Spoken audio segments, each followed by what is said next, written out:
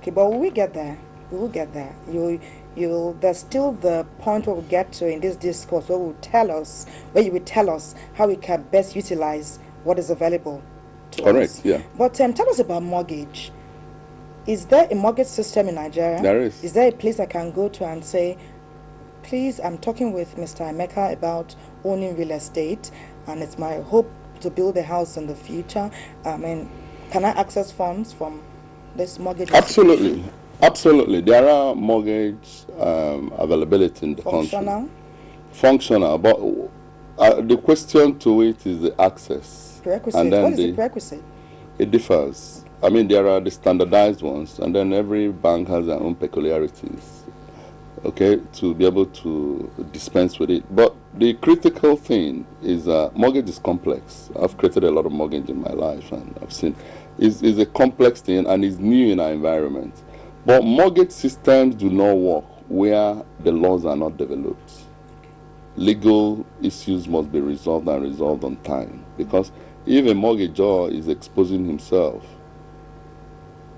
to a mortgagee, there have to be a clear understanding that can have quick interpretations by the law courts in terms of foreclosure. So there are often problems?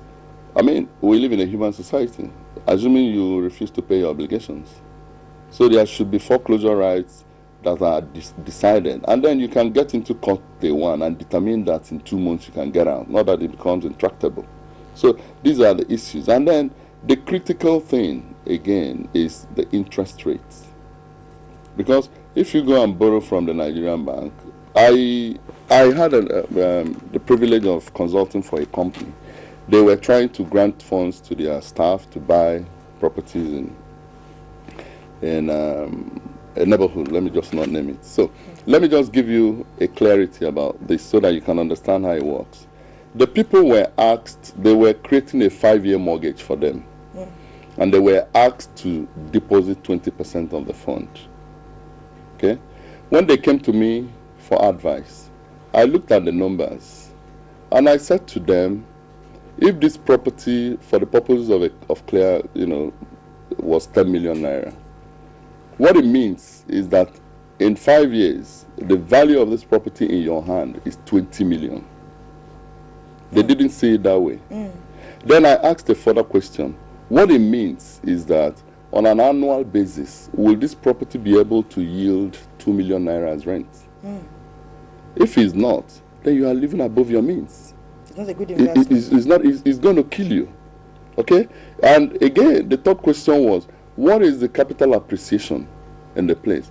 If your mortgage is appreciating more than your capital value is appreciating, it is what we call a debt pool.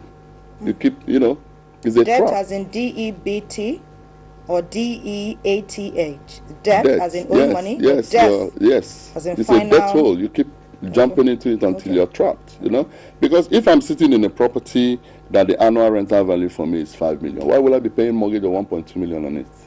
It doesn't add up. It doesn't make sense. Doesn't make sense. So when I analyzed, they were very grateful, and they went back and found schemes that were in tandem with their abilities, their projections, and all that. So that's what estate surveyors do. Charlatans may not offer that advice, or people who just run the streets. They just show you signboards.